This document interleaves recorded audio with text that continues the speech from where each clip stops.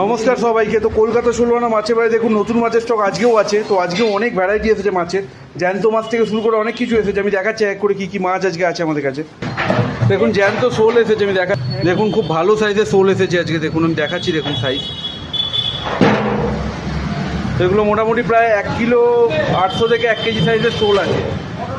দেখুন সাইজ দেখুন শোলের, আর খুব ভালো শোল আছে এটা। দেখুন আমি ওয়েট দেখাচ্ছি, দেখুন 1 কেজি 250। তো মোটামুটি 800 থেকে 1 কেজি 200-250 অবধি পেয়ে যাবেন শোল আজকে।